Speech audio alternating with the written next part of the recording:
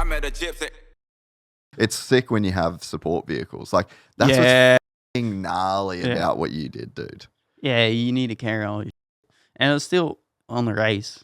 I got photos with my phone still hanging on the side of because I had my clothes still with me too. Oh, not everything, because we the guys from Baja pits, we gave like 2 full bags to them, and they would bring them back to San Diego. Yeah. But I think we gave the bags like 2 days before the race, so I still had my clothes that I used and and my shoes and flip-flops. But yeah. So it was quite full packed. Fuck, that's so cool. Can you go to Dutchie's Instagram? Just want to see the rig. What was the reaction of people like it? Because it just sort of seemed like people instantly were like, "This guy's crazy," and it sort of felt like we really were. It almost seemed like as soon as you got to the start line in La Paz, it kind of started going a little bit wild on social media. Like, people were taking photos of like your tires and shit. Yeah. Where does it start? Like, because you were posting a bit of stuff, weren't you? Yeah, that was on the trip down. So this is on the ride down. Yeah. And I guess it started when I went to contingency, because I had still a ball tire. Yeah, that's the first photo I saw. Yeah, and it kicked off a bit then, I think.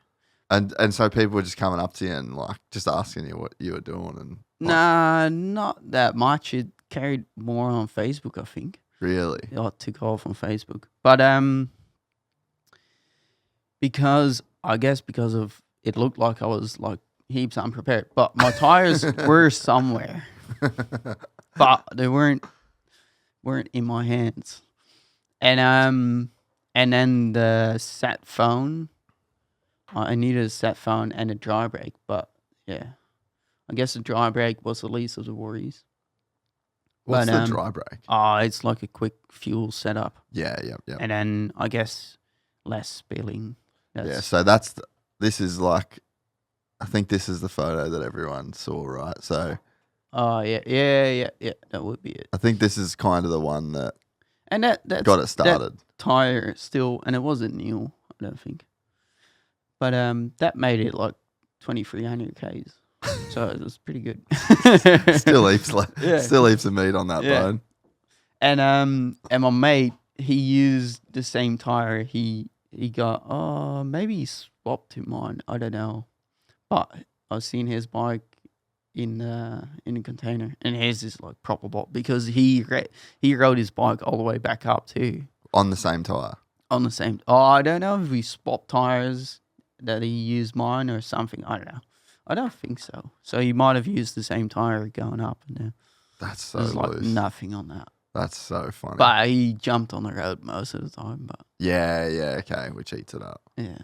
So you get to the start line. You're doing the whole, like, they call it contingency, like where but that's like scrutineering essentially. Yeah, I was scrutineering, and I was a bit late for that too, because I think we got in La Paz maybe, I don't know what day, but maybe the night before scrutineering. Yeah. And then I found out the subframe snapped.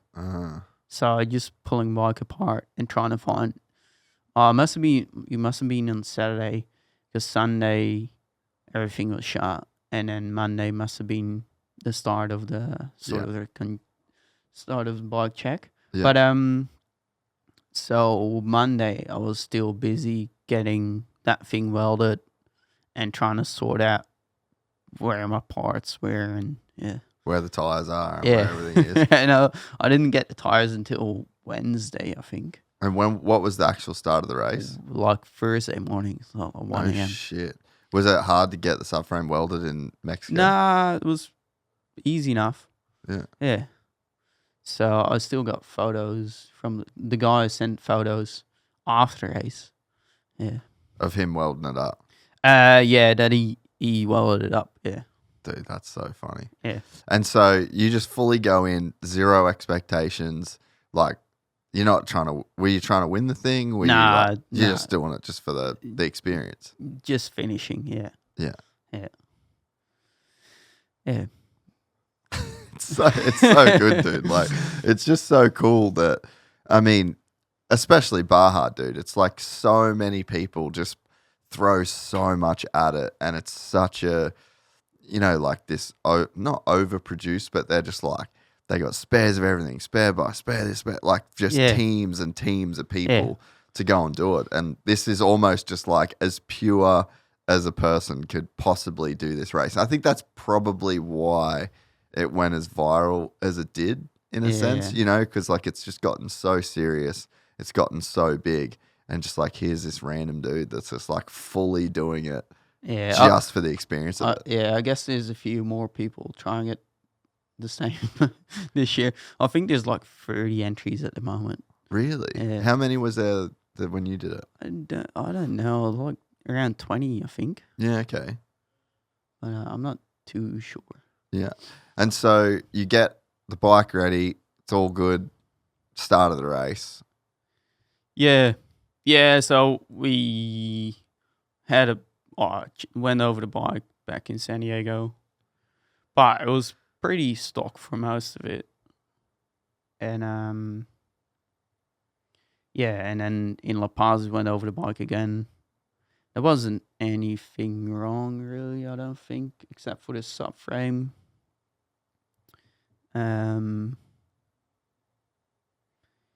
Can't really think of anything else. And then the Stella bracket, we made a bracket up for my mate back in 2019. Yeah. And I tried to use that again, but I had my GPS in a different spot. And so I could only use one of the two brackets. Mm. So I think like 3/4 of the way or something, the Stella snapped off, so I had to cable tie the thing back on. But there wasn't any problems with the bike at the moment in La Paz. Yeah. And then so the race starts, and I guess what's the experience of like doing the race for the first time? Oh, it's so good to just go flat out like everywhere. Like really, it's just a big trail ride, but yeah, the fun part of it is just you can race it. Race everywhere. You can send it. Yeah, send it. And that's the fun part of it, I guess. Yeah. And so, how did the race go? Was it smooth enough for you?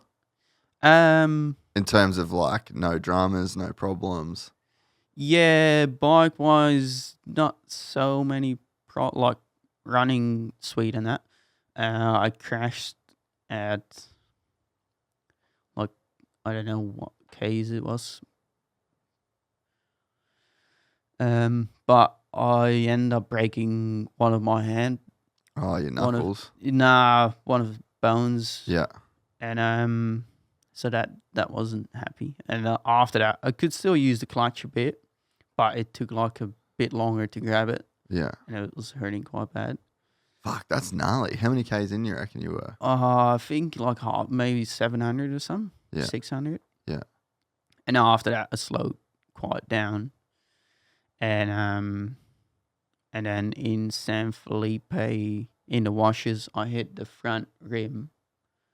And I hit it once because you can't see the rocks underneath the sand. Or maybe I could have seen that one. I don't know. But I definitely didn't see it. But you didn't. I definitely didn't. Yeah. And it almost sent me over the bars. Luckily, I don't know how I stayed on, but I stayed on. And then a couple of miles later, I hit the rim in the same spot. And that just fully, I've seen it bent on the first one, and then on the second one, it split the rim.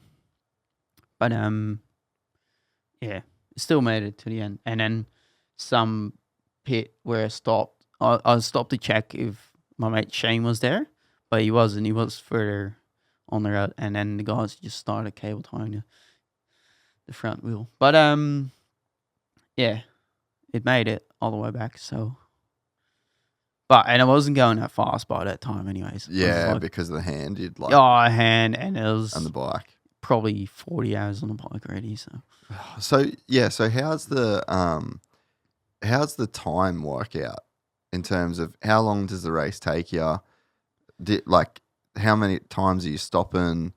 Are you resting at all? I did sleep.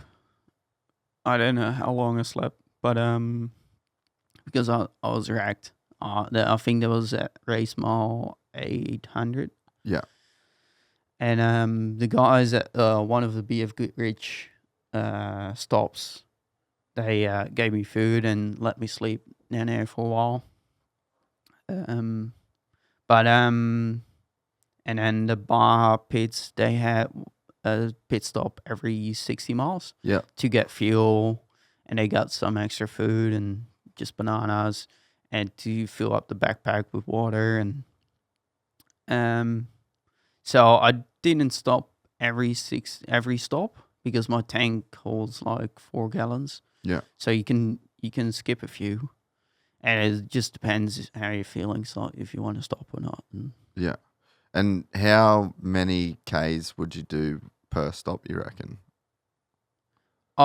Just see how you feel. Yeah. Yeah, because it wasn't the fuel. The fuel wasn't the problem. Yeah, so it was like you would run out before the bike. Yeah, and it's good to take a piss or have a quick bite or just check your legs. If you enjoyed this content, please like and subscribe. And to listen to the full 3-hour podcast, search Gypsy Tales in your favorite podcast platform or click the link in the description below. Gypsy Gang.